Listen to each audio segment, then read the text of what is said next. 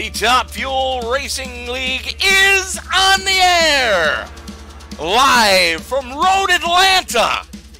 It's the Dirty South Grand Prix brought to you by AZ Direct. AZ Direct, your online electronic superstore for all your computer needs, all your peripherals. They do ship worldwide. Look no further than AZ Direct for your next computer. Top Fuel Racing is also proudly supported by Discount Nutrition. For all your nutritional supplement needs, you can find Discount Nutrition at dncsupplements.com, and they do ship worldwide.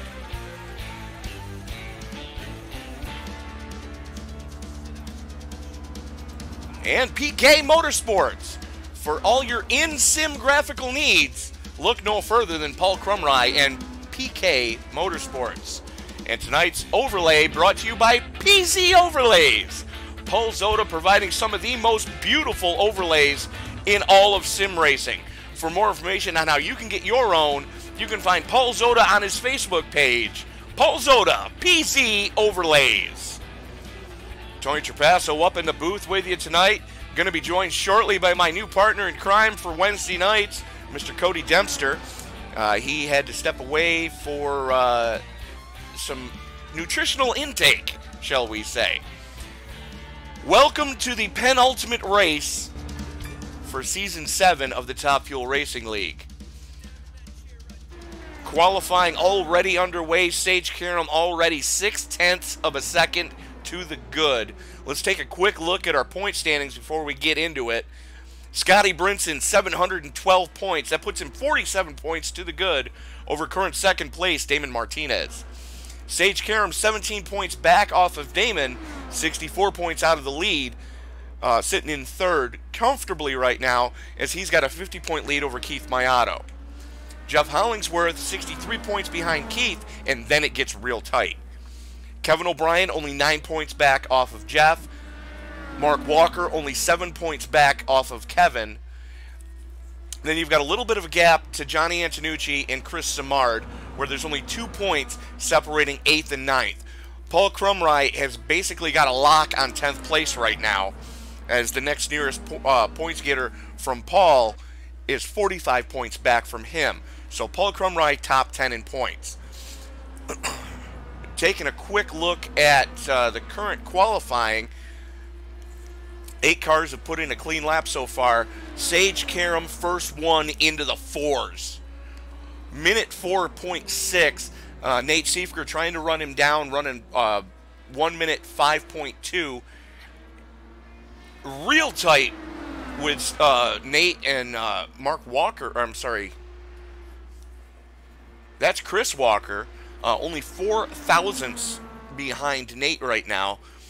Keith Mayato 0.6 back. Damon Martinez 5 more tenths back. Mark Walker a full second back off of Damon, as guys are still trying to get those flyers in, and that's not going to do it. It was Raul Alvarez doing a little landscaping coming out of the final turn there. That downhill section leading onto the front stretch is a real tricky section. There's a lot of undulation in this track tonight. A lot of off-camber stuff in it. There you see Chris Walker going for a wild ride. Here comes, yeah, that's Chris Simard coming up on him like a freight train. Going through the S's, downhill off-camber, not the easiest place to be trying to pass somebody. Then you're uphill. As you crest that hill, it's off-camber. You better make sure you got the car pointed straight when you crest that hill, or else you're going for a wild ride into one of those concrete barriers.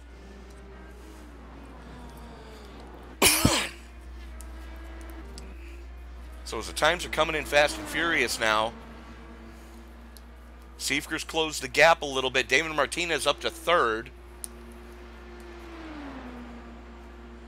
13 cars have taken time. 16 cars in the session, so not a huge field, but not a small field.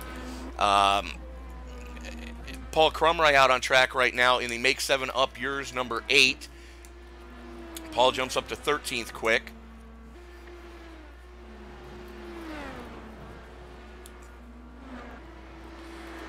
what we're going to do is we are going to go on board with the resident alien himself, Mr. Sage Karam.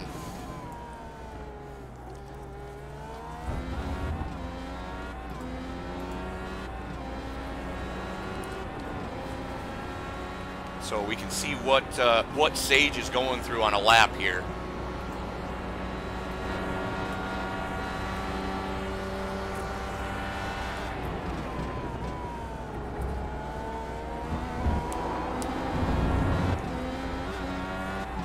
Off camber, over the crest, and down the hill onto the front stretch.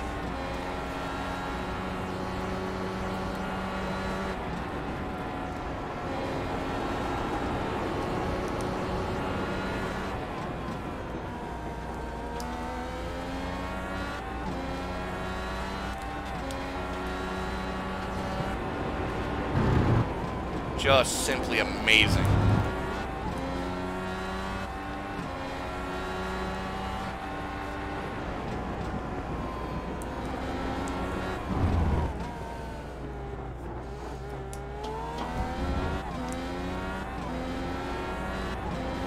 You can see how much speed you've got to carry around this place to really pop a good lap off.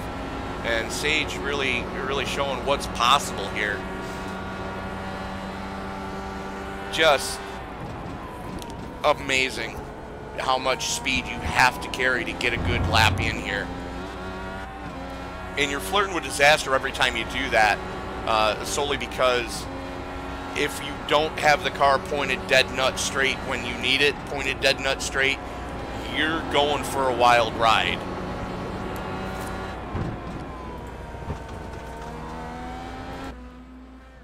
So let's take a quick look at, there's Tyler Vickery in the Navy-sponsored number 24.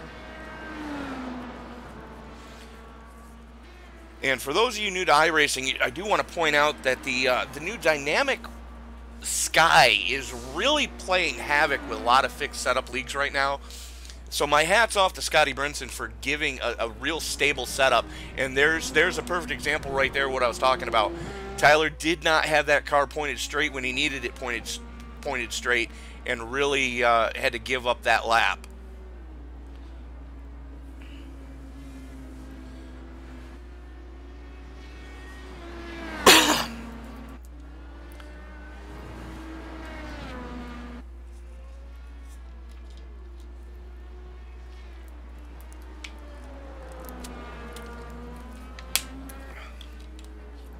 Keith Mayato on a flyer. Nate Seifker trying to get the tires up to temperature. Pulls over and lets Keith have a good run at it.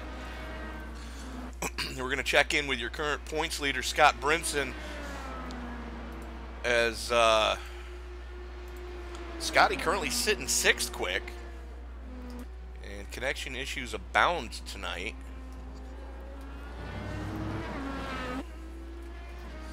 So let's check in. Current 10th place in points. Paul Crumry sitting 14th quick currently. So expect Paul to start walking towards the front of the field. There we go with Scotty Brinson in the Fuzzies paint scheme tonight. Says probably going to be one of the last weeks he rocks that paint scheme. Coming onto the front chute. And no, folks, your eyes are not deceiving you. There actually are 2 pit roads here. They've split the pit road since the front stretch isn't that long. So you are going to see some of the cars pitting on the opposite side of the front stretch tonight from some of the other guys. So don't think that's not going to get confusing.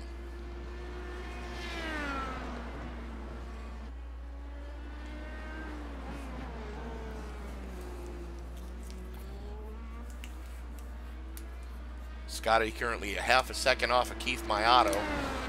And for those of you who follow both broadcasting, congratulations going out to Keith for winning the Somo Cup Series. And congratulations to Sage Karam for winning the iRacing Challenge with the Porsche Cup. There was a time trial event where the top, I believe it was 20? Somebody can correct me on that. Top 15 or 20, get an invite to Porsche headquarters over in Stuttgart, Germany. Sage actually winning one of those trips, so congratulations going out to Sage Karam for that. As Siefker closing in on Karam right now. That almost ended poorly.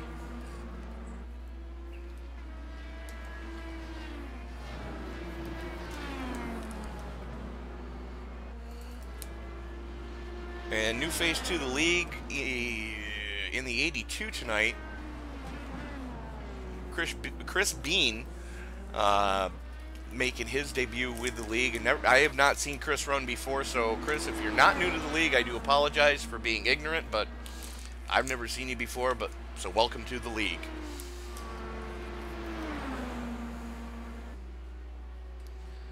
So time's starting to fall. 7 minutes left in the qualifying session. Karam still sitting atop the leaderboard.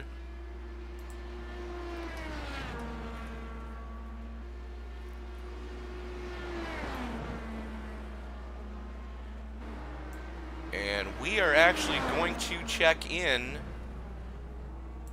We are actually going to check in with resident alien Sage Karam. Sage, we were just talking about the trip you just won to Stuttgart, Germany. Can you give us a little information on that one? Yeah, I mean, it's definitely a great opportunity that Porsche put together, and really looking forward to it. I leave tomorrow night, actually, so getting my last little bit of iRacing on here before I'm doing it for the weekend. Now, with that competition they were holding, it was top 20 in the Porsche Cup car, the GT3 Cup car, qualified for a trip to Stuttgart. And can you give us any details on what that competition was about? Yeah, so it's the top 15 of the first week at Laguna Seca, and then the top 15 of the second week at Brands Hatch, and I was 12th overall at Brands Hatch, so I got the call to go do it. And yeah, I mean, it's gonna be a 3-round event, so there's 30 of us in total, and then they said 2 wild cards, so I don't know who the wild cards are gonna be yet. But yeah, we're three rounds, and you know, you're fighting basically for 30,000 euros, so it's a good opportunity, and hopefully I can come home with some cash. Now, for those who don't know what 30,000 euros equates to in U.S. dollars, you're looking at just over 45,000, if I'm not mistaken. So that's, yeah, I mean, it's a good chunk of change, money, especially, you know, from a simulator, you know. So hopefully I can go there and perform. But you know, these guys are aliens in everything they drive. I did a lot of laps to get to that speed, so hopefully I can just hop in and do good things. Well, I mean, I was looking at the list earlier before I logged into this server, and it's definitely a who's who of iRacing road racers. I mean, you've got yourself. I believe Michael DeJong was in there. Those were the first 2 names that really popped out at me were you and Mike. And I know that you both have driven, you know, against each other in other real world forms of racing as well. So that's going to be something to see, you know, you two going head to head in something like this. Yeah, exactly. I mean, he's definitely really good in anything he races, simulator wise and in real life. So he's got that experience, and yeah, I mean, there's going to be guys of his caliber and even better, you know. I mean, there's always guys that are, you know, that are always going to be better than you, and they're some of the best in the world on a sim that are going to be there, so I'm really going to have to bring it. Well, with any luck, you know, you're going to impress the folks at Stuttgart enough to possibly land you a ride. And, you know, I'm just putting this out there as a possibility. Maybe it might land you a ride for the Rolex 24. Yeah, that's my plan, just to get there and meet everybody, shake some hands, and make some good relationships. All right. Well, best of luck to you tonight, Sage. I know you're not that far out of the hunt as far as the point standings go. You're only you're 64 out of the lead, but you're only 17 behind second place, your teammate Damon Martinez. So it's going to be interesting to see how this one plays out tonight between the two of you, as you both have just shown time and time again that you're both aliens when it comes to road racing. Yeah, I mean, it's going to be basically impossible for me to catch Scott, so you know, unless he has some bad luck, which, you know, we've seen in this league before, anything can happen. So we'll see. You know, I'm going to just do my best. That's the only thing I can do, and try to just win races from here on out. I'm on a little streak here, so hopefully I can get another one tonight. All right, Sage, we'll let you get back to it, and best of luck to you tonight.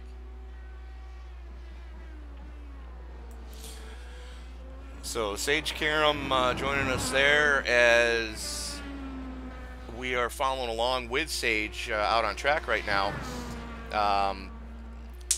You know, definitely something to keep an eye on. You know, watch your social media.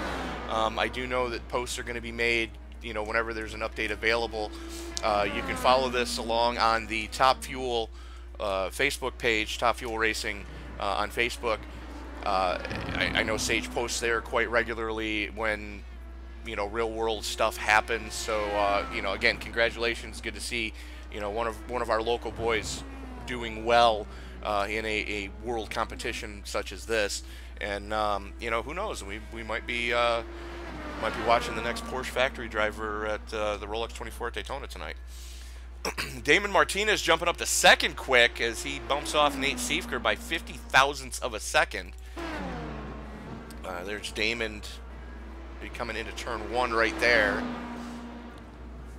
Looks like Siefker has called it a session and has put it pit side.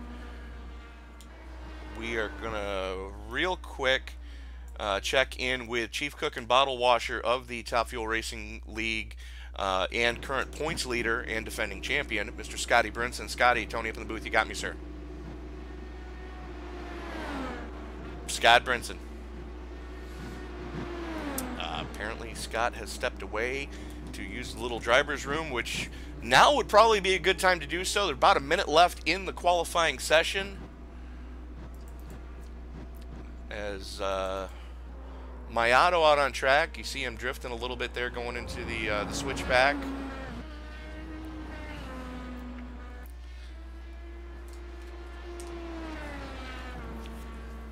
As 15 cars have taken time so far. Paul Jourdain, as Mayato gets it all wrong coming through 1. Just want to check on something real quick here. Yep, that's what I figured. So Paul Jourdain late to the party, but going to be able to make the start with 16 seconds left. Raul Alvarez was the last car on track, and it looks like he has called it a session. So that is pretty well going to do it for us tonight. So who's rolling? Johnny Antonucci rolling. Not going to have enough time to get one in.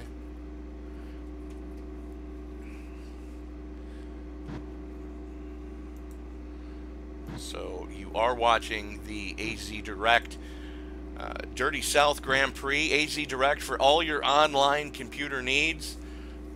They do ship worldwide, so for all your peripherals, all your gadgetry, all your sim racing peripherals, AZ Direct is who you want to get in touch with.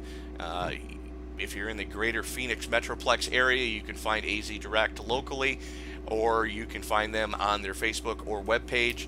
They do ship worldwide. That's AZ Direct. So, quick look at tonight's grid. Proud Pennsylvania Posse member Sage Karam putting up quick time. His teammate Damon Martinez going second quick. As only half a second separating the front row. Nate Siefker sitting third quick. He's joining row number 2 with Michigan native Chris Walker. Row 3 is going to go to the Canadian crippler Keith Mayato. He's joined with the Thunder from Down Under, Mr. Kevin O'Brien. Row number 4 is going to see defending series champion and current points leader Scotty Brinson. He's joined with Ohio's own Mark Walker. Row number 5 is going to see the Carolina kid Jeff Hollingsworth joined with the young gunner himself, Tyler Vickery. Row 6 is going to go to New England native Chris Simard and rookie Chris Bean. Sam Cooper Bennett and Paul Crumry make up row number 7. Row 8 is going to go to Raul Alvarez and Paul Jourdain. And starting shotgun on the field, current 8th place in points, Mr. Johnny Antonucci, the Jersey Jet. So 17 cars scheduled to roll off here tonight. Gonna be a fun one, kids.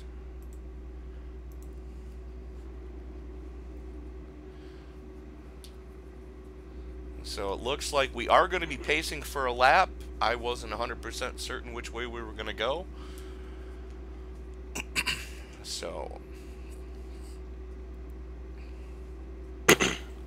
And joining me in the booth now, making his debut here on BOFA Broadcasting, Mr. Cody Dempster. Cody, welcome to BOFA.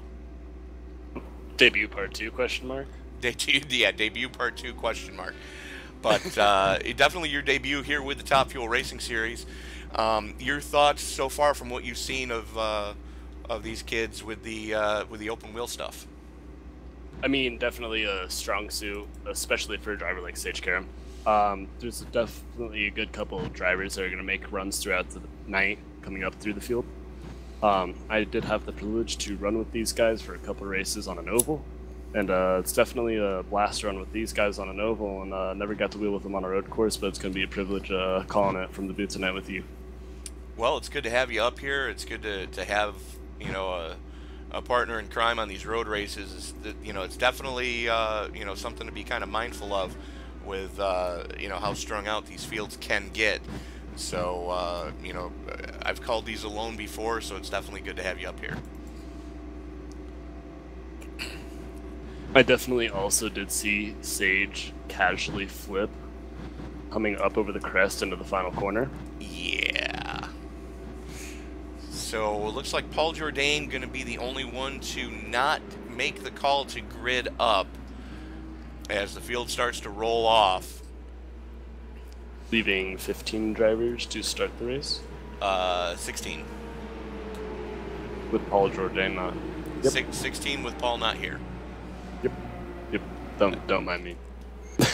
And you know, like I was mentioning during the qualifying, it's going to be interesting to see how the split pit road here works out. Is some of the guys are going to be pitting on the inside. Most of the guys are going to be pitting on the inside of the track.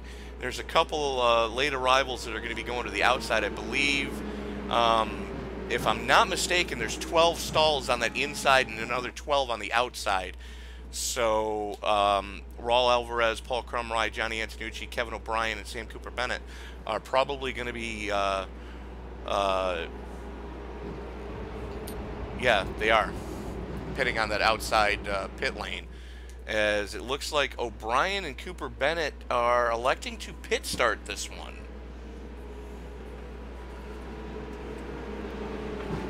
I mean, it generally gets into, at the long races, a 55 lap race.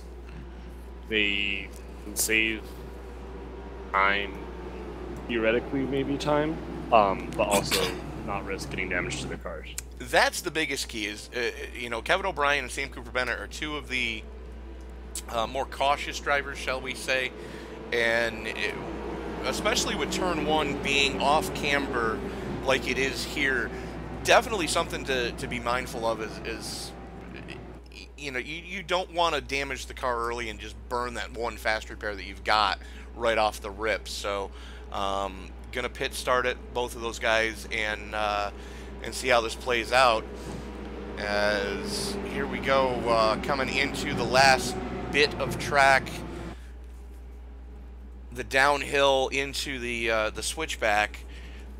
And this has been known to catch people off, you know, because you carry so much speed down that hill. If you don't get your turn-in point and your braking point right going into that left-hander, you're never going to make the right-hander. Luckily, they're not using the weird chicane there. Pace car getting ready to pull on off. The only thing that's left to say is, Grandpa, Papa Viagra, it's time to get it on at Road Atlanta. Sage Karam with a fantastic start, getting 2-car length lead down into the run in turn 1. Absolutely, as you got the 2 NLR members, that's Chris Walker and Nate Siefker, already putting pressure on Damon Martinez. Martinez letting him go, knowing that it's way earlier in the race to try to be throwing big blocks yet. As huge gap between Paul Crumry and points leader Scott Brinson right now. as the top 4 have started to pull away. Sage Karam really leading this freight train right now as they're moving to the more technical section of the track, the slowest portion. And Walker gets it all wrong. Immediately throws the car into reverse to try to get the hell out of the way, though. Good on him for heads-up driving there. I mean, that's fantastic from him, but watching Sage Karam through that first sector, he's just fantastic through it. He's able to throw the car up onto those curbs, and he's not really afraid to get up on him and hustle that car a little, which is really giving him the advantage, and which what got him away from the number 2 car of Nate Siefker. Siefker keeping him honest right now. Siefker not really pushing the envelope as hard as he could, but definitely keeping Karam honest right now, as the two of them already 3.5 seconds to the good over third place, Damon Martinez. And I mean, yeah, what was I going to say? Sage coming out of that corner down to this short chute keeps gapping him through that first sector, which is protecting him down that long straightaway, because that long straightaway, it gives that car behind, especially like a car like Nate Siefker, a fantastic draft, giving him a really good passing opportunity. Oh no! You see a majority of the passes down through there. As we're looking back through the replay, Raul Alvarez and Chris Samard getting into it, coming over the crest of the hill, and Samard already having to tow. So definitely going to be a long night for him. Raul Alvarez already in the pits as well. And the two of them going a lap down right there.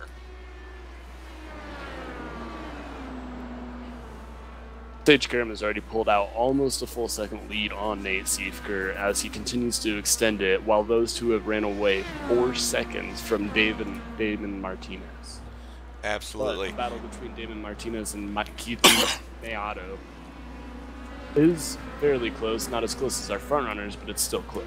Well, let's take a look back at your battle for 8th right now. As your battle for 7th is you got rookie Chris Bean showing the way over Mark Walker and Tyler Vickery. That's Bean in the Marlboro colors, Walker in the purple car, and Vickery in the navy livery tonight. As the three of them got by Chris Walker after he spun, but Vickery already putting pressure on Walker right now. That is your battle for 8th, really heating up as they're coming into that technical section of the track. And we'll see, looking like, yep, he's going to go down the inside, backs out early, as he gets loose. And he got Walker to make a mistake, and that's really what you kind of have to do going into that technical section. You've got to force the issue and make the other guy make the mistake.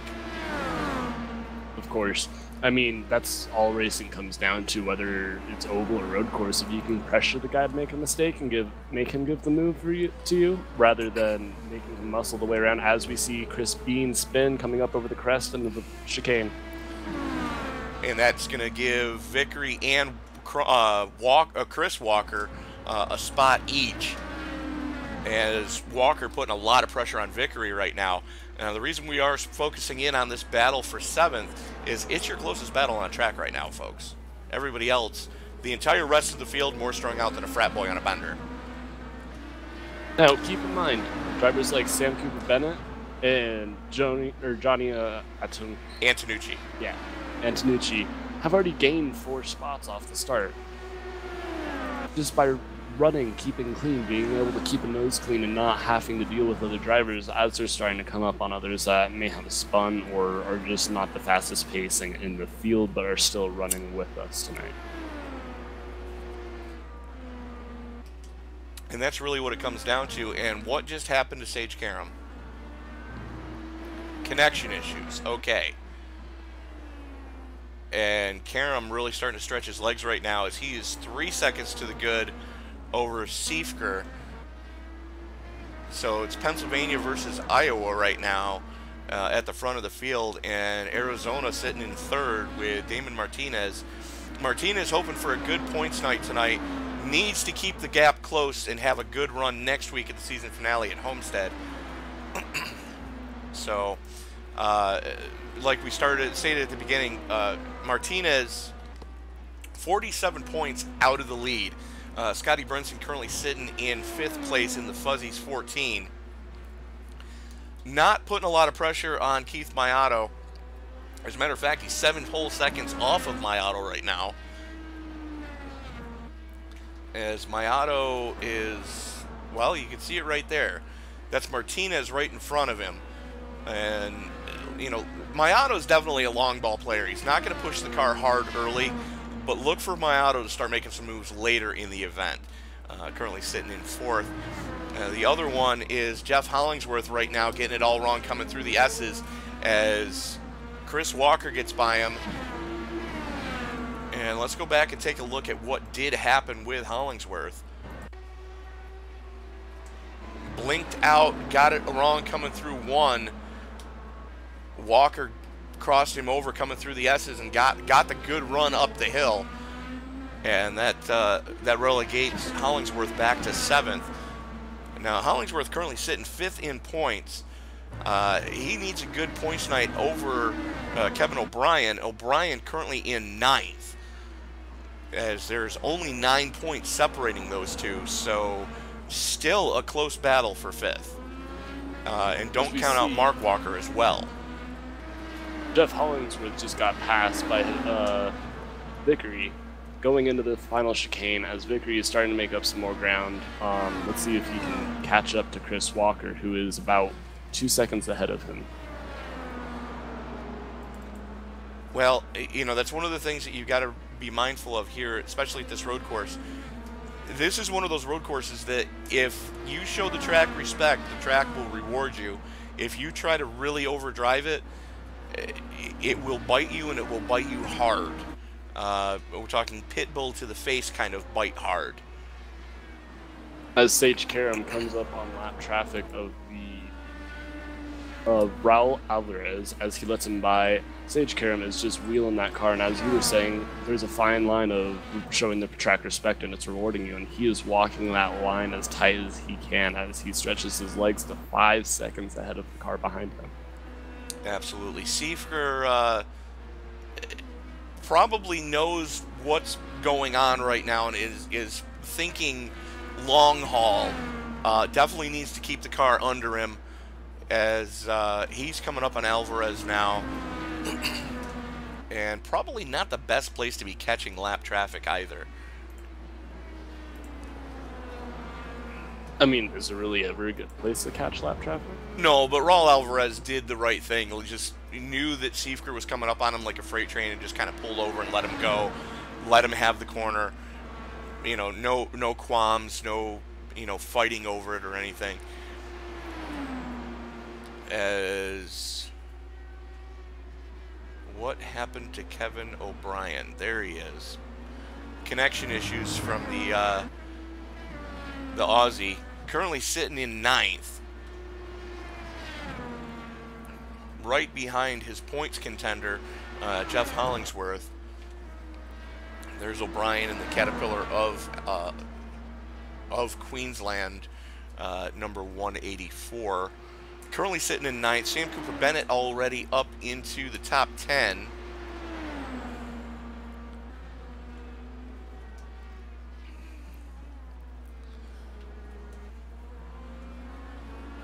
As Antonucci takes it pit side. And Samard back out on track right now, looking to make up some ground after losing 2 in the pits from parking that car pretty hard. So, out of curiosity, do you know what a fuel run is around this track? Unfortunately, I do not. That was something that was not shared with me prior to us going on the air, so not something that I'm going to be real privy to yet. If I had to venture a guess and base it on the other road courses that we've been to, probably right around 15 to 16 laps, depending on how hard you're pushing the car. Sage Karam probably closer to the 15 lap side as he runs his car all the way around this 2.5 mile road course. Coming out of the S's into this tight, slow technical section. Really just, he's hitting his marks lap after lap after lap, which is what these drivers need to be doing. Because consistency is key, especially at a road course. An oval, you can make up more time if you're a little inconsistent. But at a road course, if you don't hit your marks in 2 or 3 corners in a row, you're already going to lose 2/10, maybe 3/10, if not more. Absolutely. Absolutely. And the one thing, it's one of the reasons why, we call Sage Karam the resident alien. And for those of you not familiar with the term, what it means is he drives like somebody not from this world. When somebody consistently shows that they can pretty much do what they want to in a sim car, they're generally referred to as an alien. And we've got a handful of them in this league. Sage Karam's definitely one that you would consider an alien in this league. Nate Siefker, definitely one you would consider an alien on the road courses. Same goes for Damon Martinez, Keith Mayato, and your current points leader, Scotty Brinson. Not an alien on road courses as much as he is on the ovals. Doing exactly what he needs to on an oval to put his car in a position to be right there at the finish, ready to grab one if it's available. And that's one of the reasons why Scotty Brinson is your defending series champion and current points leader. Of course, and as we see Sage Karam coming up on more lap traffic, there are a couple strung out cars throughout the field that are closer. There's not really any heated battles. Everyone's just kind of riding out this race as we're only 12 laps into a 55-lap race. They're all just kind of waiting for their time. And actually, the closest battle on track right now is happening right in front of Sage Karam. That is Mark Walker and Paul Crumry, as Karam splits them coming down the back chute. Yep, he split them.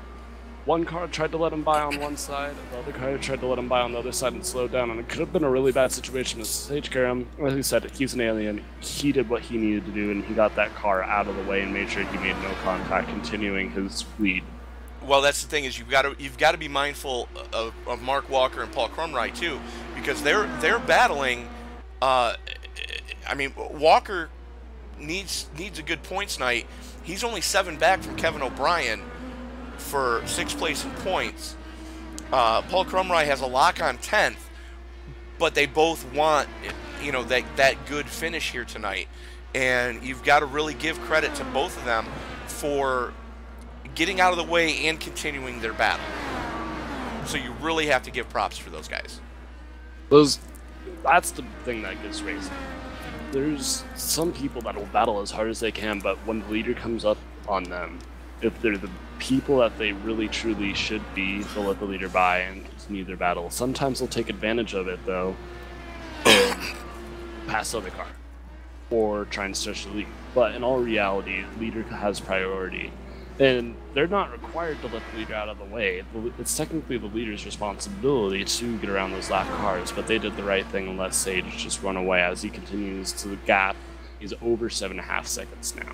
Right, as we watch in the background, that's Nate Siefker coming up on these two guys, as Walker has gotten by Crumry, and you can see Siefker starting to reel these guys in, as Siefker currently 8 seconds off of Karam, and he's 4.5 seconds to the good over Damon Martinez. Which is just mind-boggling. Got 12 laps in. Sage Karam already has an 8-second gap. It's, like you said, alien. Never see that, or it's very, very uncommon. But it's not normal for just about anywhere except maybe a road course here in Top Fuel Racing, as that's Chris Simard in the Napa car, kind of trying to get out of the way. Here comes Siefker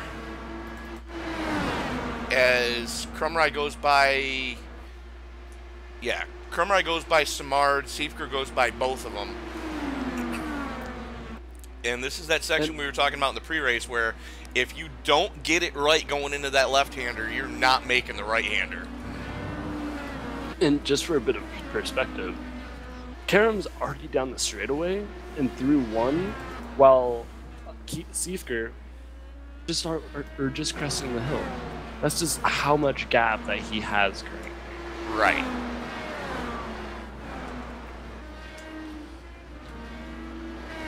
And connection issues starting to plague a lot of these guys right now, as we're getting a lot of blinking out of Chris Walker and Scott Brinson.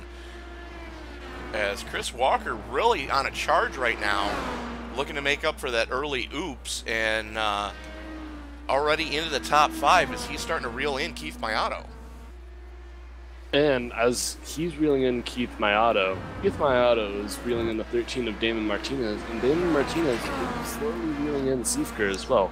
Keep in mind, Seifker and Sage Karam had a 5-second gap between the 3rd and 4th place car, but now it's down to 4.25 seconds. And I'm thinking the lap traffic had a lot. Oh! Crumry almost just killed Keith Mayato. I don't think he realized that Keith was that close. And I stand corrected. Half a second. Full second. Yeah. And I stand corrected. Chris Walker was not coming up on Damon Martinez. He was coming up on Chris Bean.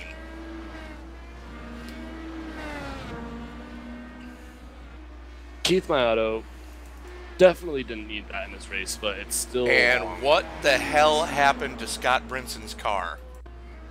Oh no. So Brinson blinks. Where is he? Come on, find him. Here he is coming into 1. Up the hill he goes. This is the replay of what just happened to Scotty Brinson. Got it all wrong coming through the downhill S's.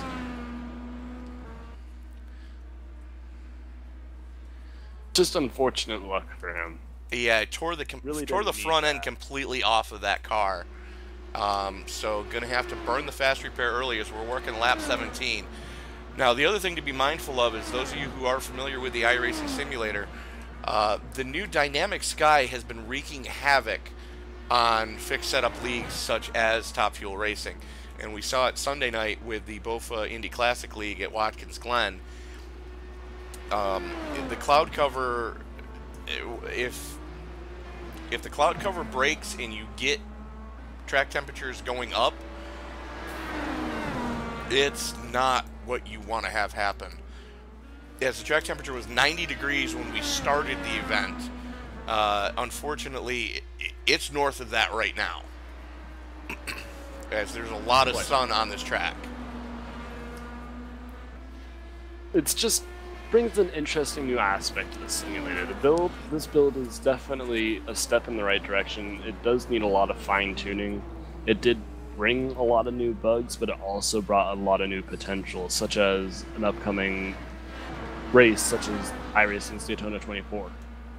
It brings an awesome new aspect to that, where you can actually do the whole day-night transition instead of one or the other. Right, but the issue that we're having is like with fixed setup leagues, it really is wreaking havoc with trying to get a setup that's going to stay under the car for, you know, a 55 lap race like this, and not, you know, catch drivers out where one lap, you know, you can really lay a flyer down, and then the next thing you know, the sun breaks through the clouds and the track just gets, you know, greasy as, you know, a New York State highway in the wintertime. You and your comparison. But you are completely right. And it is realistic in an aspect, but it just makes it so much harder for our setup creators for this fantastic league, which has such a good basis of really good hard clean racing with a fixed setup. Everyone's on an even playing field. And as far as your leaders go, I hate to interrupt you real quick there, but as far as your leaders go, first one to blink and take it pit side, Keith Mayato on lap 19. So that gives us an idea of the fuel window. It's probably 19, I'd say 21 laps. Absolutely, as you see Siefker Sage in Karam. second. Sage Karam, 12 seconds to the good as he's coming up on the back of my normal broadcast partner, Mr. Sam Cooper Bennett, who's currently running in As he takes 8th. it this side. And there it goes. Not gonna lie, that's a smart play by Sage Karam. He knew he had a upcoming flat traffic car. He knew he needed to stop for fuel. He took that opportunity instead of losing time, or not really losing time, just not gaining as much time as he was. He took the opportunity to go and get new tires and use his pit stop that he needs to make in this fuel run. Now the question is, with this pit stop, we're closing in on... you can almost make it from here. Almost, depending on how much you save. As Siefker inherits the lead on that one. And as what I was going to get to, is Siefker going to try and make that one stop? As you see him get loose getting onto that straightaway, is he going to have the tire capability, and is he going to have the fuel capability to try and make this one stop? And is that his play to try and outsmart Sage Karam? Well, the one thing I've learned from these races is there's two guys you never bet against in a fuel mileage race. The other one is Nate Siefker. As Siefker's going pit side this time on to start lap 21. 19 seconds to the good, and you're looking about 30 seconds from cone to cone on pit road. Interestingly enough, I believe Damon Martinez, yes, he did. No, never mind. I stand corrected. Yeah, Martinez did pit. I was going to say I thought he stayed out because I saw a car go by and it was red. It just wasn't the correct red. No, Martinez pit, and if you take a look, that is Keith Mayato right behind him.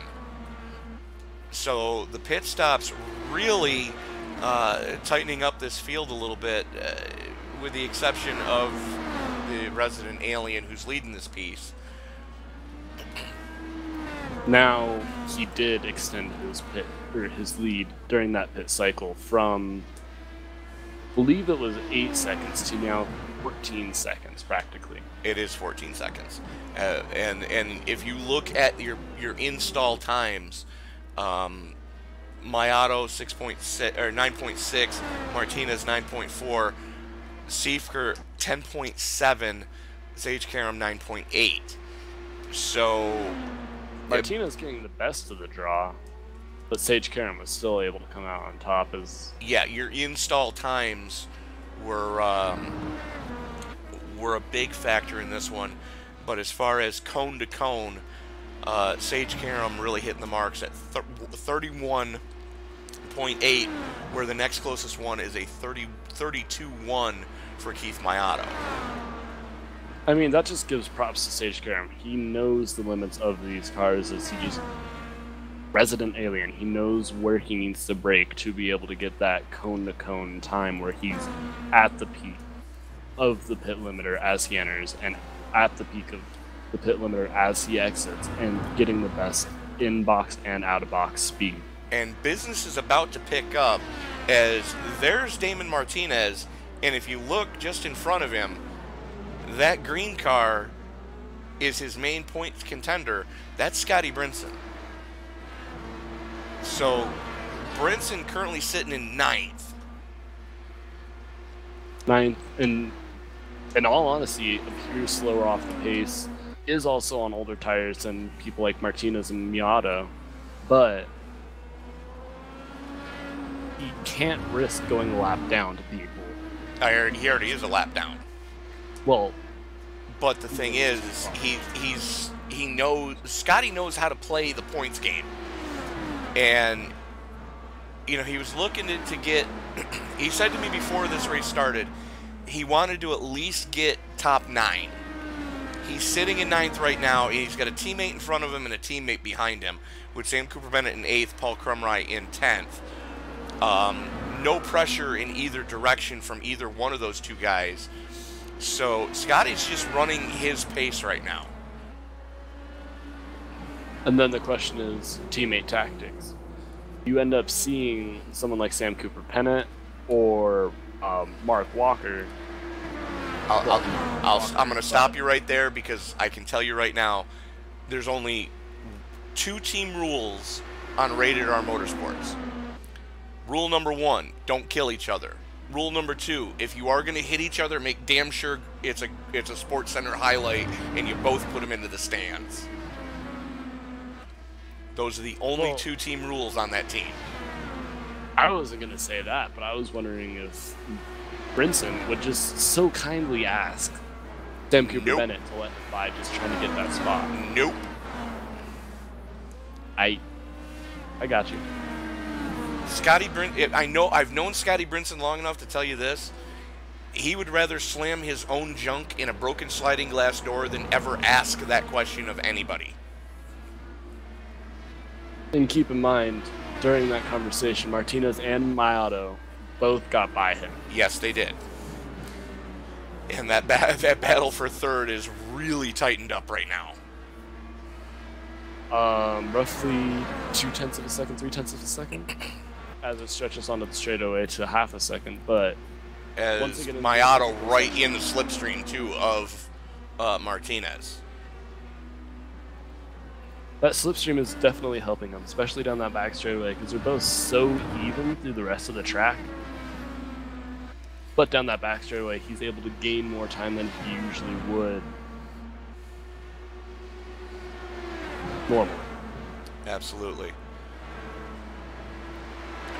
And for those of you wondering, the reason we're following this is your closest battle on track right now, folks. And just as I say that, Chris Walker and Kevin O'Brien going side by side right into the technical section. Keep in mind, this man is not a reliable source. I'm just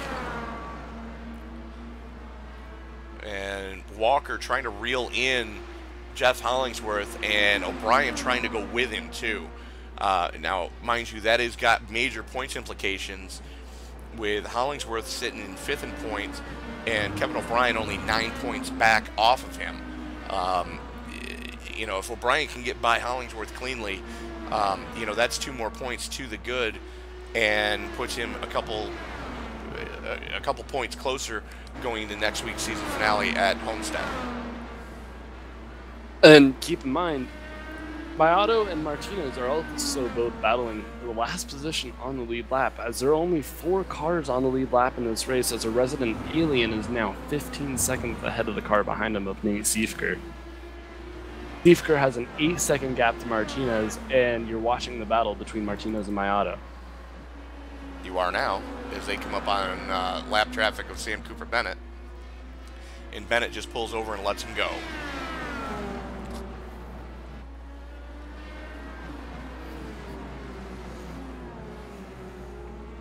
We'll see if Mayato can get him this straightaway, as he's much closer than he has been any other time in that slipstream. Even when you're far back, is powerful enough to get you up to a car. Now that he's closer, can he improve on the position that he's currently in, as Martinez goes slightly defensive and Mayato just kind of backs out of it, knowing that he would. There was no slightly defensive on that one. Damon Martinez just sent a crystal clear message. If you want it, you're going to have to do it the hard way. He went clear left and then moved slightly back onto the racing line, entering the corner. Only so he could make the corner. Yeah. No, open wheel cars, turning radius, yes, they have one. No, it's not fast when you're trying to do full radius. Not even close. As they come up on, that's Kevin O'Brien going a lap down there. He just lets him go, as yeah, these guys are definitely on another level right now. And that means O'Brien is going to start losing time to Sam Cooper Bennett, as he's now only 1.7 back of him compared to the 2.2 he was before that. Interesting to see if Bennett can improve on that. As we still continue to watch this battle, no moves are being made, still slightly left, just sending him that message still of work for it. As both of these cars are both 24 seconds back, 25 seconds back of your leader, Sage Karam. Yeah, and this is just... This is some next level stuff right here. Not where they needed to catch that lap car, as that was Chris Beam doing some landscaping coming through the S's. Uh-oh. He's just painting his own logo in the grass. What did I just hear? Somebody just went for a slide for life. Maybe I'm hearing things. I didn't hear it. Maybe it was Chris Beam. Well, we are closing in on 25 to go. Karam with a 21-second lead now over Nate Siefker. So Siefker just has to keep it clean, and he's got a podium finish tonight. Probably not the drive he was hoping for, but definitely, got to be happy with this result so far. And Martinez and Miato come up on the lap car of Alvarez. He lets him by, but that puts Martinez in Miato's reach. Miato backs off slightly going through that kink into the chicane, probably just to get some clean air, as these cars are very aero dependent, and he runs wide out of that corner. Maybe he's burnt up his stuff trying to get to Martinez's rear diffuser, but you never know if he still has something in the bag and he was just making a couple mistakes. It's gonna be interesting to see how this one plays out, as these guys are still only 9 and 10 laps respectively into their fuel stints. We're gonna definitely find out who's got what left within the next 7 or so laps here, as I dare say that the entire field is going to have to come in for at least a splash and dash to make it to the finish. And if you're going to come in for a splash and dash, why not make up on those tires? Because people like Martinez and Miato say Siefker doesn't get tires, they can definitely capitalize on that. Well, just tires in this car, you're looking at a 5-second install stop. So, it's going to come down to who takes what and how long they take in their stall. And I dare say Keith Miato has burned all of the goodie off the tires, as he is now falling like a stone right now, a full 3 seconds off of Damon Martinez. And Sage, don't hate me if I jinx you, but what do you think the odds that Sage can get in and out of his box by the time the fuel window comes round without losing that lead?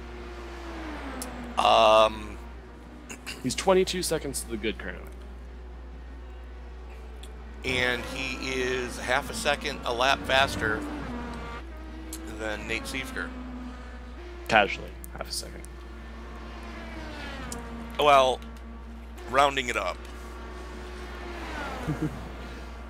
And Sage Karam, keep in mind, he's only 0.3 off his best from qualifying. Right. Which is also almost a full second off Nate Siefker's, full second faster than Nate Siefker's fastest lap time. And last time by, Sage Karam was at a 104.829, 104.626, as their times just got updated. Siefker's last time by was a 105.6, so that's a full second a lap faster than his last lap. Right, and it's definitely going to be interesting to see how this one plays out, as Siefker is starting to have connection issues.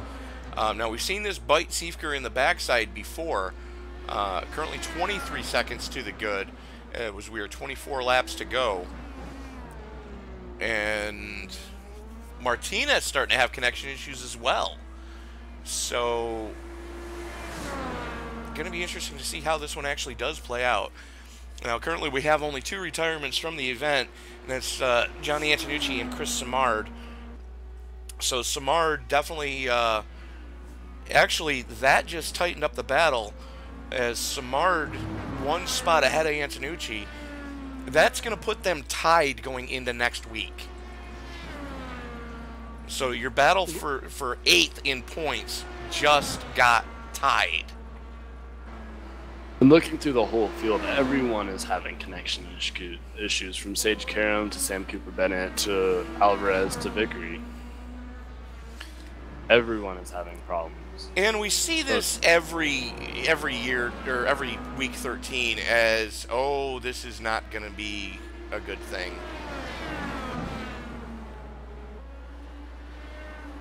And Raul Alvarez doing the right thing, just kind of pulling over.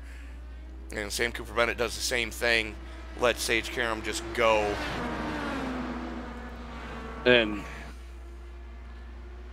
keep in mind, before he hit those lap cars, he was at 26 seconds to the good compared to Siefker. Now he's 23 seconds, but he can make up those seconds in 2 or 3 laps, if not more, as Siefker runs his fastest lap of the race on older tires of a 104.939 last lap. Right. So old still tires, a half second off of Karam's best time, though. Casually only a half second. We don't ask questions.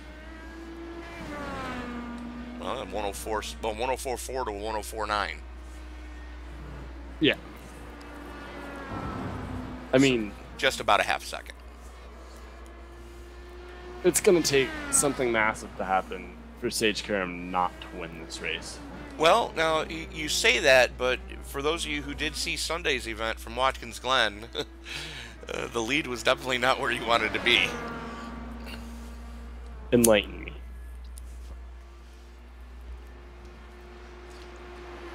Everybody who led that race stepped on their own junk at least once. Understood. That's the polite way that I can put that. So, including and not inclusive to in Sage Karam? Sage Karam, Nate Siefker, Chris Bouchard. You know, the 3 of those guys were pretty much the class of the field on Sunday night, and all 3 of them just dunked it. They ate the fecal defecation.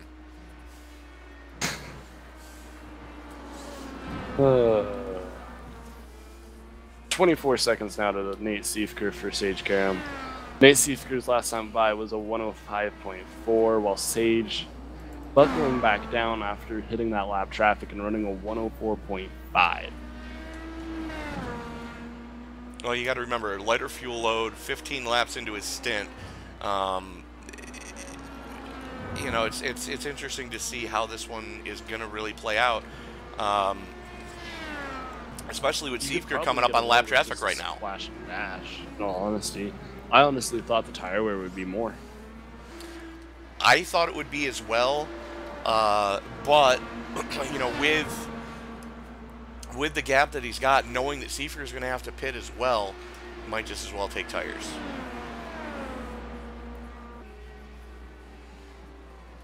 Fresh set of Firestones, give her a splash of fuel, and get her done. Absolutely.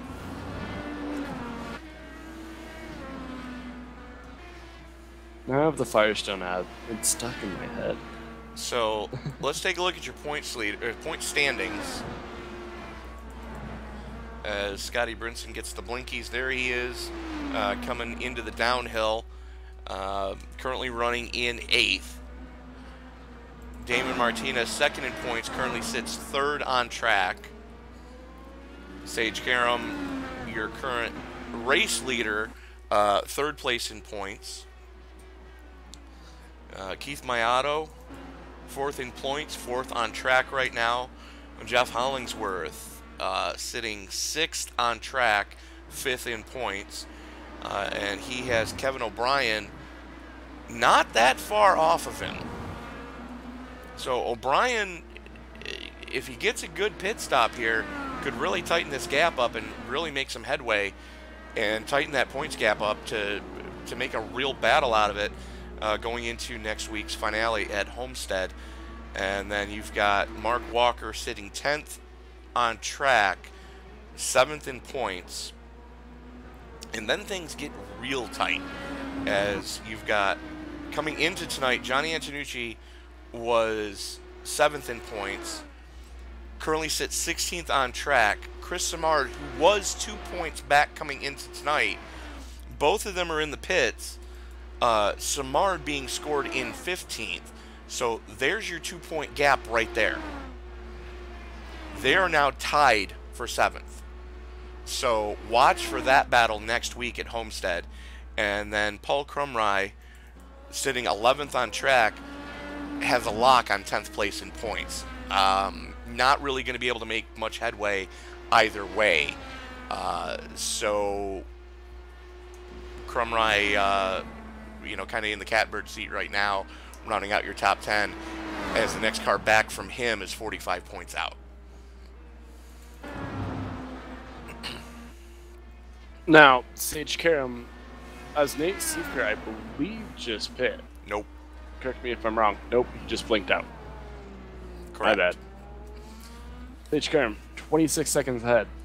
If he gets a really good stop, he could quite possibly just come out and retain the lead, if not be right there with Nate Seeker. And if that does happen, does Sage Karam try and race out the lead and try and lead every lap of this race that he physically can, or? Well, I mean, right now he's got a lock on.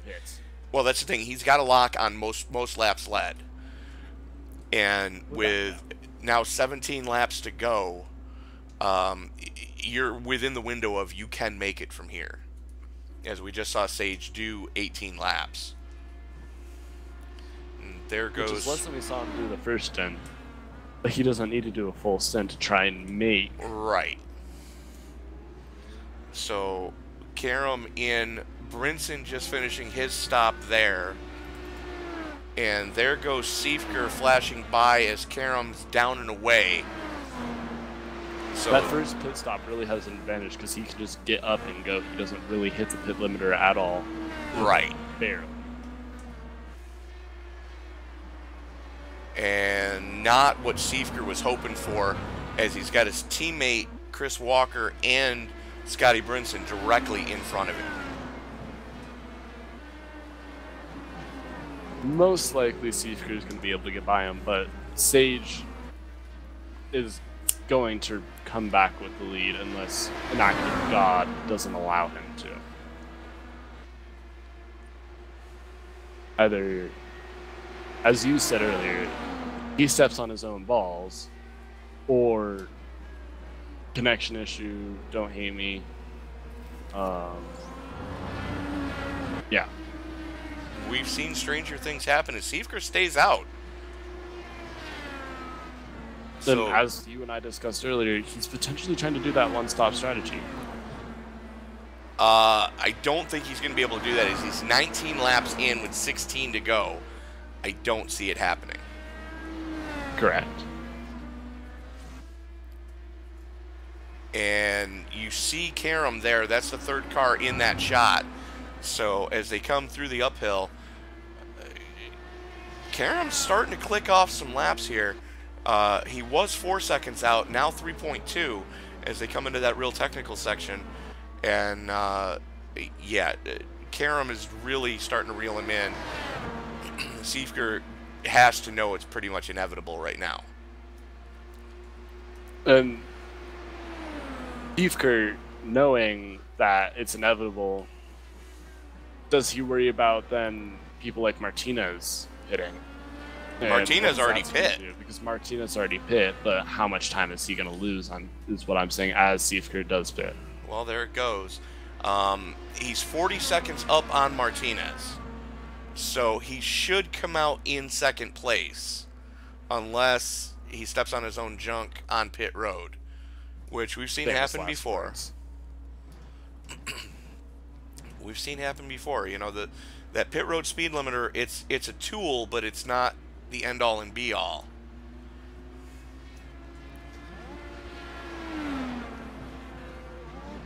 Martinez coming through that final corner, or final complex of corners, up over the crest, entering the final corner. Seifker's already down and away. Into the chicane while Martinez just passed the line.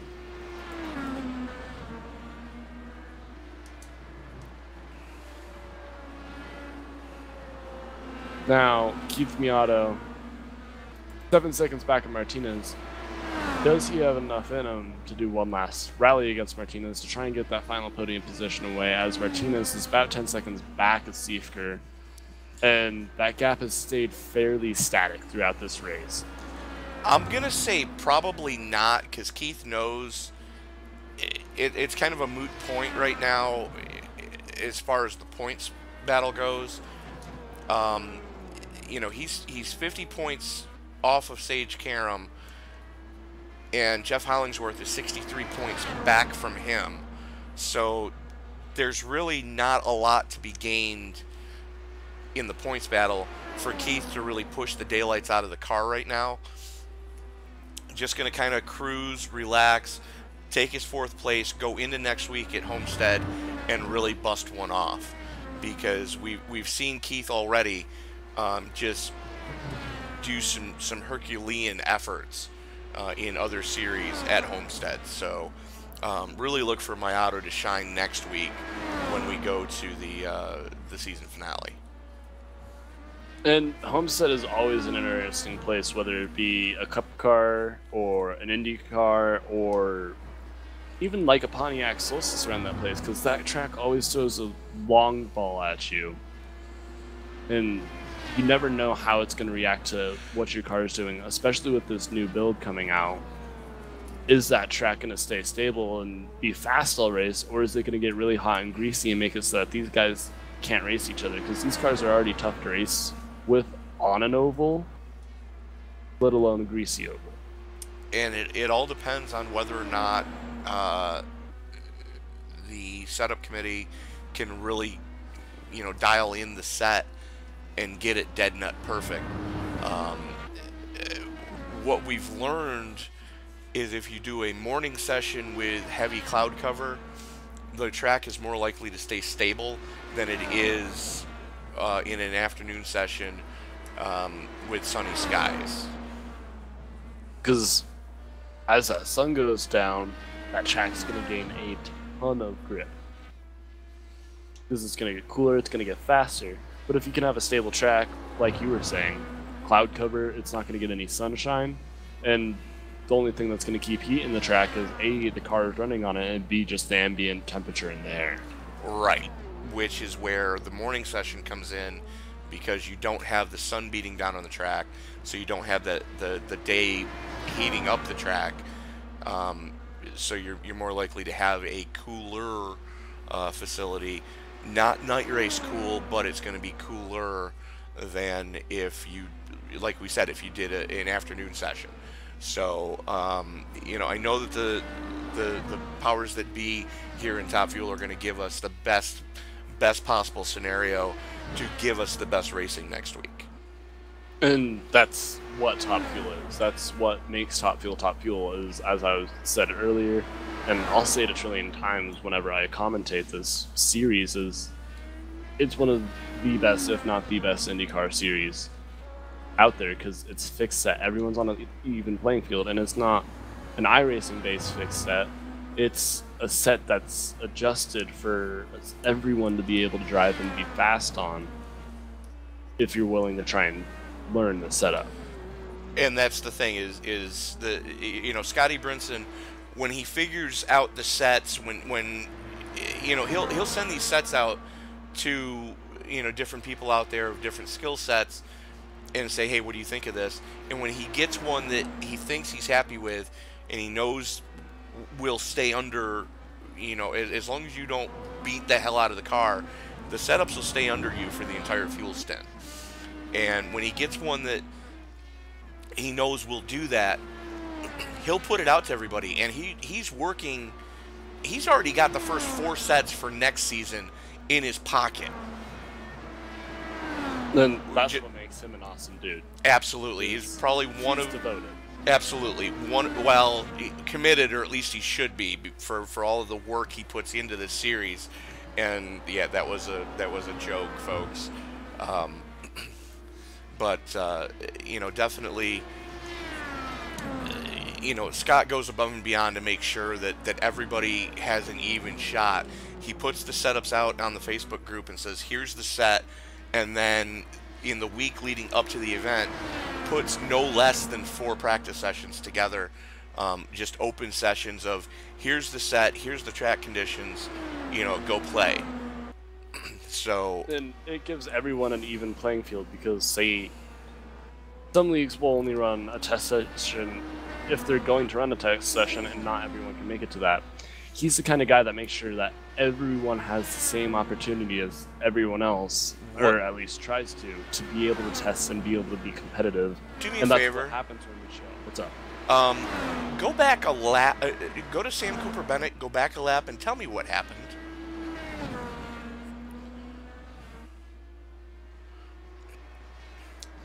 Because I know he just pit, and now he is back in the pits. He stepped on his dick getting out of the pits. He got out of first, he put it in the second and spun the tires, and with how narrow the pit entry is or pit exit is here, got into the front or the right side retaining wall and backed it into the left side retaining wall. That's not good. That would explain why Sam is now towing. Okay. You worked with Mr. Bennett? I'm sorry? An angry Mr. Bennett? He will be a less than happy Mr. Bennett. But, currently, let's take a look at, your current leader, Mr. Sage Karam, as he comes into the final turn. That's Raul Alvarez directly in front of him. Nate Siefker, 30 seconds back. And Alvarez does some landscaping to get out of the leader's way. And that's the thing is you gotta really give props to everybody in this league, because nobody wants to be, air quotes, that guy, and cost the leader a win or something to that effect. So everybody doing what they can to make sure that they just let the faster crew go. And big props to everybody that does that, as Jeff Hollingsworth's starting to reel in Scott Brinson. And Brinson is pretty statically behind O'Brien. They're all about 2 seconds apart from each other. They're all lapped down, and Chris Walker is the first car a lap down, and he's 48 seconds back of the car ahead of him.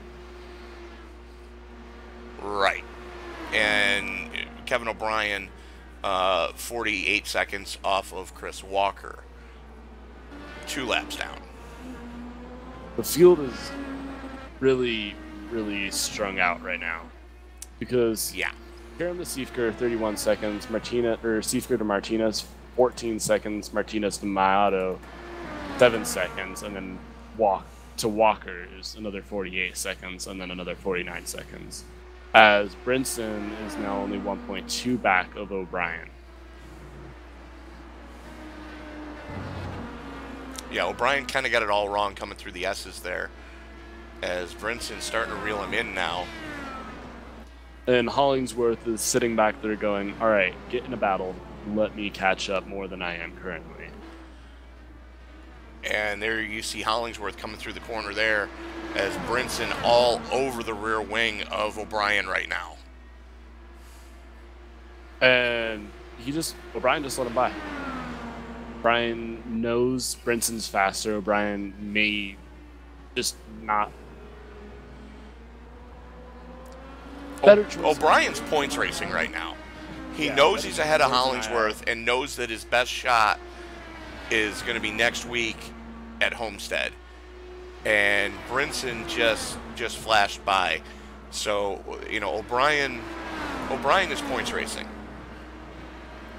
And gets it all wrong. Not the cone. And there goes Hollingsworth by O'Brien. Points implications there, as what was a 7-point lead now goes back to a 9-point lead.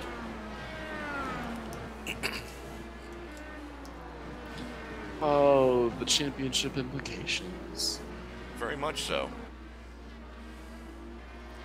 Siefker, I'm pretty sure Karam has kind of just given up on trying to push and is now just trying to keep a stable gap. And the gap is staying pretty static at 31 seconds. As Siefker also picked up his pace and is running fairly consistent in the 104s, as he's only 0.05 of a second off his best time. Karam is still running 0.2 a lap faster, but he's kind of mellowed out from what he was doing previously. If that's mellow, I'd hate to see what you consider wound up, as Karam is still running 104.7s. It's better than the 104.1s that he ran in qualifying, because he ran 2 of those. You're not wrong. And it's better than the 104.4. That's the personal best this Grand Prix. As we are 4 to go, sorry. And Karam 32 seconds to the good over Nate Siefker. And O'Brien has caught Hollingsworth.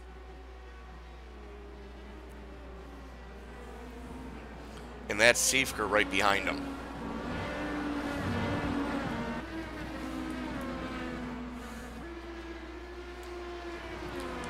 So O'Brien going to work right now on Jeff Hollingsworth, knows he's got 4 laps to get it done.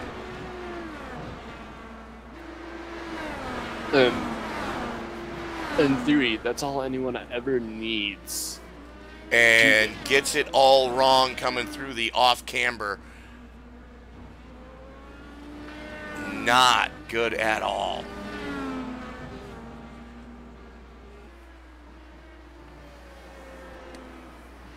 So that's going to relegate Kevin O'Brien to 8th place.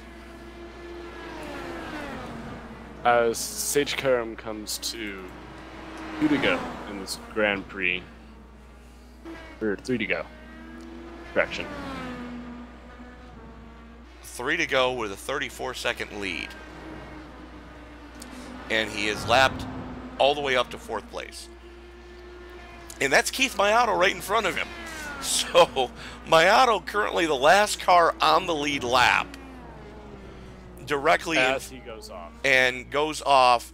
So that means that Sage Karam is now lapped all the way to 3rd place. Leaving only the podium on the lead lap. Right. I mean, Karam has ran one hell of a race. He dominated from the get-go and has never let that gap behind him fall to more than half a second back.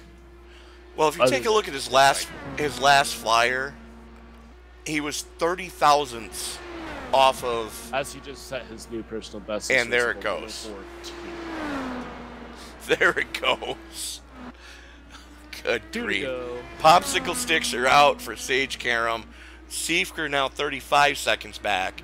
Damon Martinez, current 2nd place in points. The last car on the lead lap. 48 seconds off of his teammate.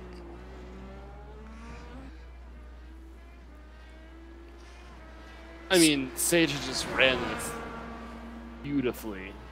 He hasn't done, in all honesty, anything wrong.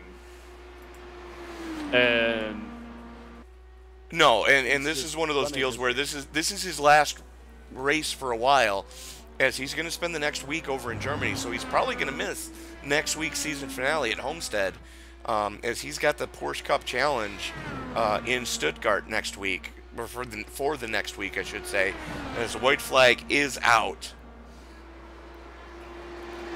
One more time around for Sage Karam in this AZ Directory South Grand Prix. Round Road Atlanta. Through the chicane. Still just running stupid laps. Last time by was still faster than his previous best all the way up until the previous, or the lap before laps. Yeah, a 104.3 on his last lap. And that's only 0.2 off his 0.3 off his qualifying time of a 104.07. Right, and if you take a look too at Nate Siefker's last lap time, he's only 4 1 thousandths off of, or sorry, 40 thousandths off of Karam's time that previous lap, as Siefker just set his quick time down out of the final corner, and Sage Karam, your winner. Bet you what, that one feels good for him as he parks it on the front stretch. Taking a fantastic victory here at Road Atlanta in the AZ Directory South Grand Prix. Siefker coming home in second, in theory. Keep in mind, Sage Karam already crossed the line, he's already stopped, and he's already in victory lane waiting for us. These guys still haven't even come out of the final corner to cross the line, as he just crosses the line there. Right, and that's wild. That is so just wild. So Sage Karam, your winner, Nate Siefker, comes home in second, running. It would be a fantastic race in any other league, but with an alien like Sage Karam at the helm of this race, he couldn't shape up to him until the very end of this race, but he still ran a fantastic race. Martinez came home third, Mayato fourth, Walker rounding out your top fifth. 5. So let's reach out to the resident alien, completely stinking up the show, leading 53 of 55 laps. Proud Pennsylvania Posse member, Mr. Sage Karam. Congratulations on the win tonight, sir. Yeah, thanks. It was a good one for me. I love Road Atlanta, and anything I drive there, it's always a fun track to get around. So definitely a cool track to have on the schedule. I've had, good success here in real life racing as well. So, I know a little tricks of the trade, for this place. So that definitely helped me out tonight. But, the main thing was just trying to keep my nose clean. I had an off track, dropped a wheel, turned in too early at the top of the hill there, and got an off track. So I was kind of disappointed about that. But other than that, the night went about as smooth as it could go. Well, you got to be real happy with the outcome, with being able to just you set quick time in qualifying. You had that first pit stall, making it real easy to just, as soon as the jacks dropped, just hammer it and go when you had to make the pit stops. Yeah, that was a good thing about having that stall, especially with this place, with the cones almost being immediately right there, was I didn't really have to worry about, my pit speed limiter or anything, and just, only thing I had to worry about was just not spinning the car coming out of the box. So, I didn't even use my pit limiter once I got in the box. I just turned it off and then just left right from there. So that definitely helped out. Pit in was a little sketchy. The last time I came in, I had the front tires locked up and didn't know if I was going to get it slowed down to the cones in time, but thankfully we did. Now, Sage, are you going to be able to join us next week from Homestead, or are you still going to be in Stuttgart for that one? Yeah, I'll be back. I come back Monday night, so I'll miss this Sunday's Bofa Classic race, and I'll be back for the finale for this on Wednesday. Fair enough. But anybody you want to thank tonight, Sage, before we let you go? You guys up in the booth for making it possible for everybody to watch at home. It makes it a lot cooler for us when we can go back and watch the races and everything and have our friends and family watch as well. So that's definitely cool. Scott Brinson for putting the league together, runs a great league and always makes sure everybody's, minding their P's and Q's and is, coming in as professional as they can come. And he does a great job with the weather, the setup, and everything else that, goes into running a league. So it's one of the premier leagues on iRacing, I'd say, and be a part of it. Now, you did mention something that we did want to touch base with you on. With the new Dynamic Sky that iRacing released, how much havoc did that play on the way the track was feeling tonight? Yeah, it didn't really change all that much from my point of view. Maybe towards the end it may have gotten a little quicker. I'm not sure though. When we were at Watkins in the Bofa Classic Series, that place was like changing almost every lap. It was crazy. You didn't know what you were gonna have at the end of the straightaway, and Yeah, so that one was hard, but tonight was pretty good. You know, the tires lasted pretty long, and just as the fuel would burn, the car would get quicker and quicker. I was trying my best to get into the 103s there, couldn't get it done. That last lap I was on one, but screwed it up in the one corner at the bottom of the S's. So, you know, it's a real shame. I wanted to get into the threes, but you know, we'll have to wait till next season. Well, Sage, again, congratulations on the win tonight. Best of luck to you in Stuttgart. Can't wait to see what the updates are going to look like when you post those to us. And for those of you who are fans out there and you want to follow along, you can find Sage on his Facebook page. You can also I guarantee he's going to post those updates on the Top Fuel Facebook page. So go ahead and you can find Top Fuel Racing on Top Fuel Racing on Facebook. Yeah, I'll definitely keep you guys posted on, you know, everything that's going on there. I'll take some pictures and let you know how I'm doing out there, and hopefully I can bring back some money. All right, best of luck to you, Sage. Yep. Congratulations on your win tonight. Thank you, buddy. And that is Sage Karam and Cody. I believe you've got Nate Siefker with you right now.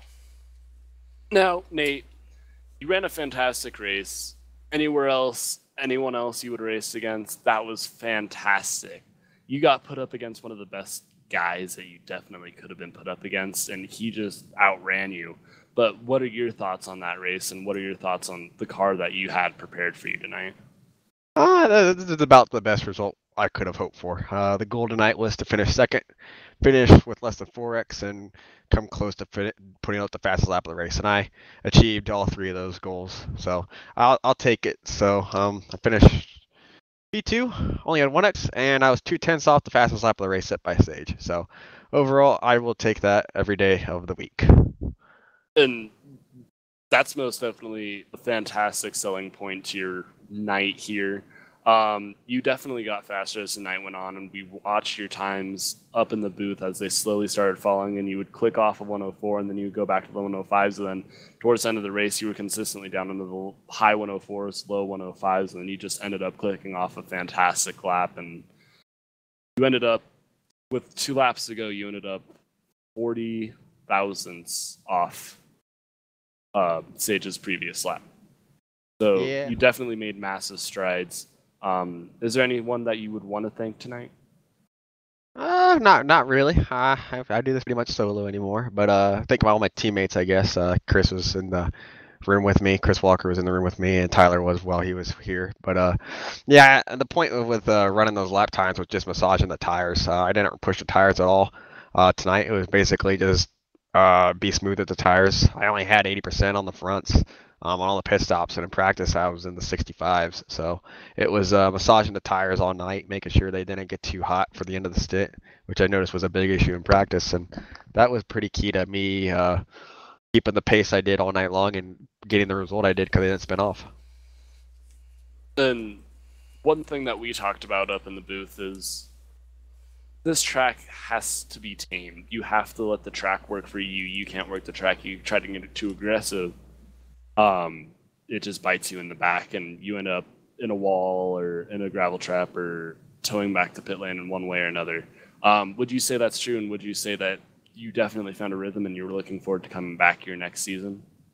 Yeah, absolutely. I found a pretty good rhythm. I didn't get off rhythm very much. Traffic did have its difficulties tonight, but it wasn't to the point where it threw me completely off. So that's at least a positive. But the first sector or the first part of the lap is one of my favorite in all of iRacing. You got that turn 1, and then the blind turn 2, and then the fast turn 3, and the S is there. So that's one of my favorite portions in iRacing to drive. And it is a track where you almost have to be in a zen mode in order to be faster, because if you're on top of it and laser focus, sometimes you push it too hard. So when I drive here, I like have my zen focus in and just kind of just drive the course how it looks and get the lines right and be smooth and care for the tires, and yeah, just basically just be smooth.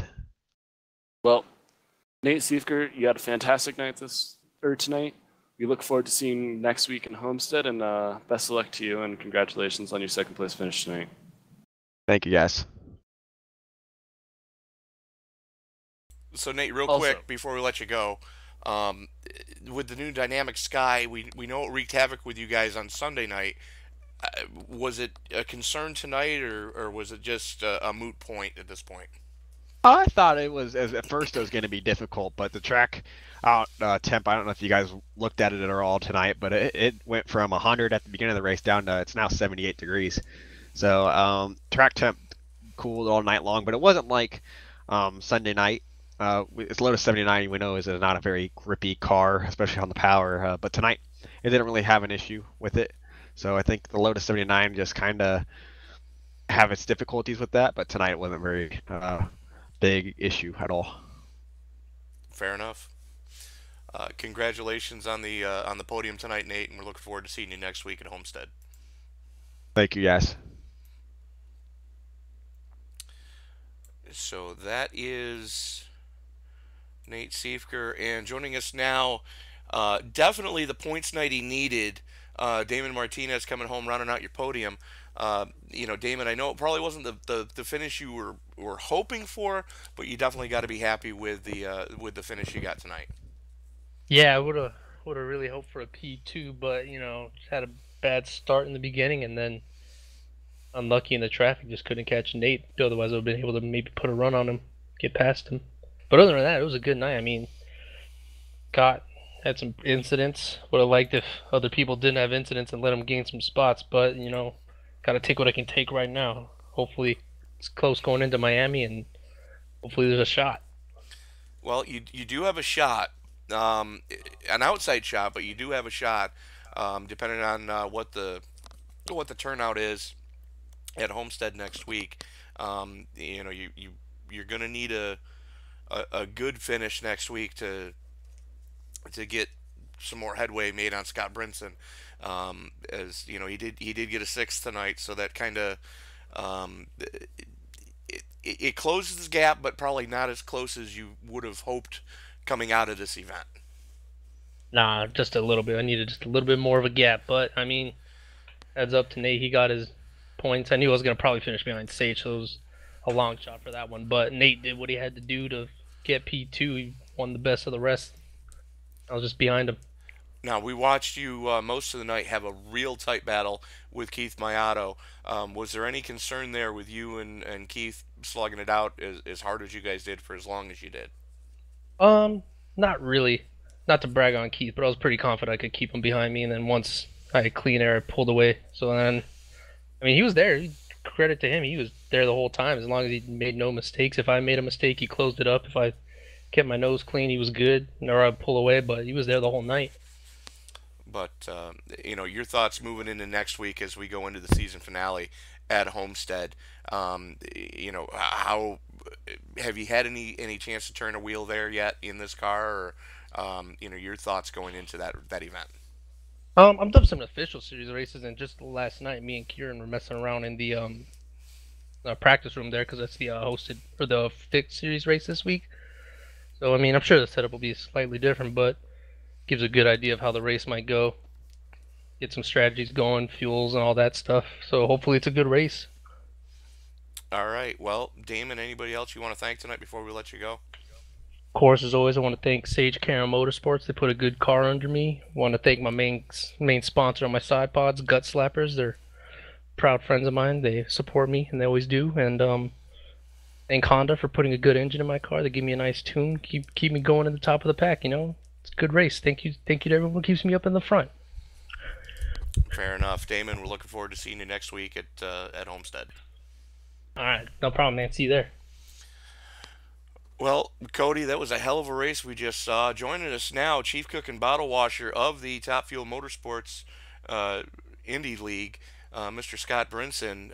Scott, you got to be happy you kind of dodged a couple of bullets there tonight.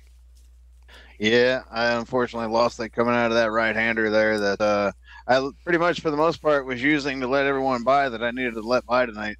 And just that one time I got on the gas just a little too hard, and I was all over the brakes, man, but just nose plowed it. And then when I was trying to get it going again, I broke the right wheel like a dumbass and had to limp it all the way back around, wound up costing me a lap. I fell all the way to 12th spot. I worked my way back up to 6th. So by the end of the race, I was calmed down as far as giving up all those points. I'd got them back.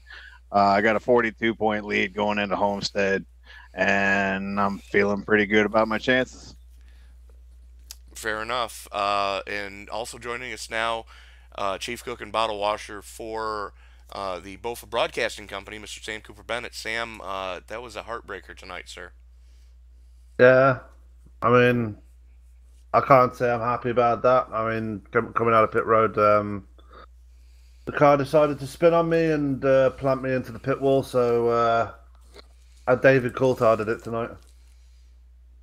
I dare say that's probably the best way I could have put that. Yeah. Yeah. But both you guys' thoughts going into next week at Homestead. Sam, we'll start with you. I just hope I don't wreck again.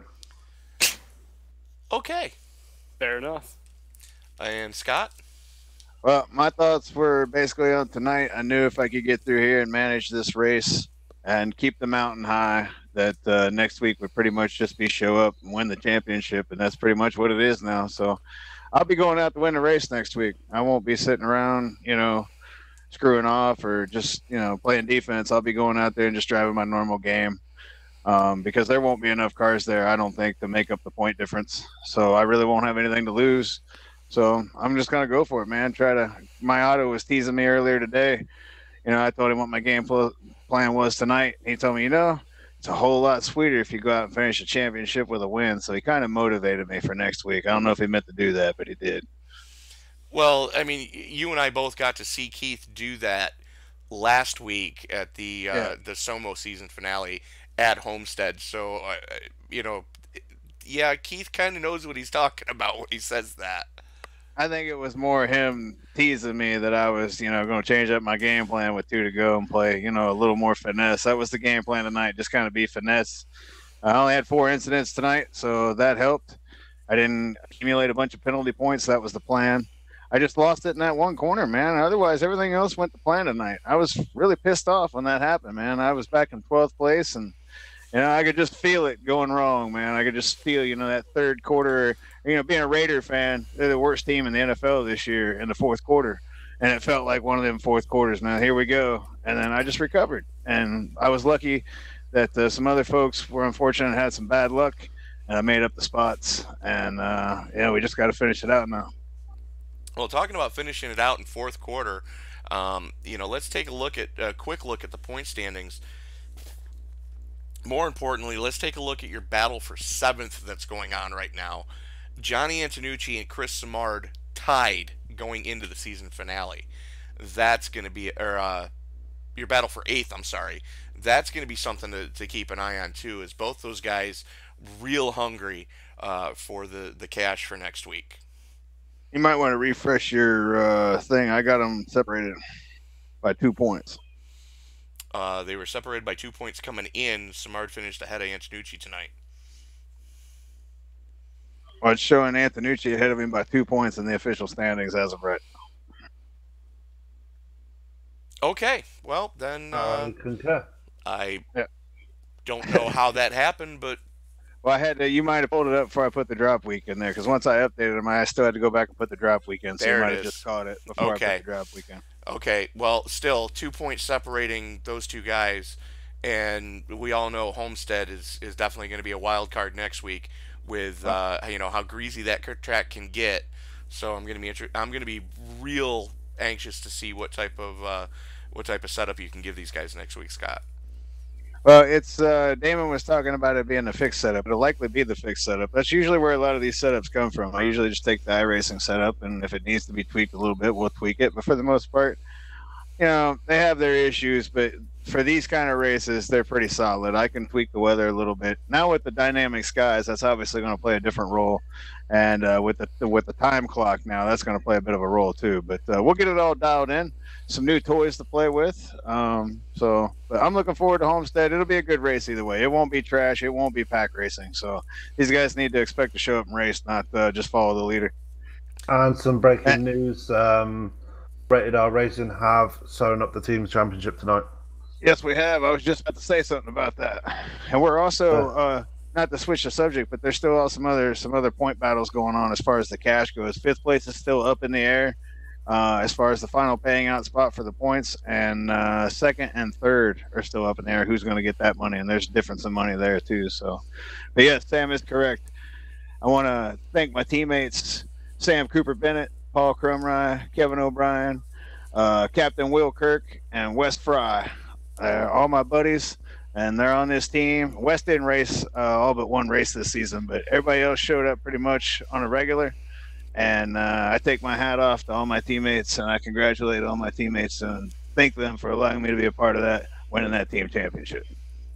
All right. Well, congratulations to Rated R Racing for clinching the team championship tonight. Going to be real interesting to see how the points battles shake out next week as we go to Homestead. Let's take a quick rundown of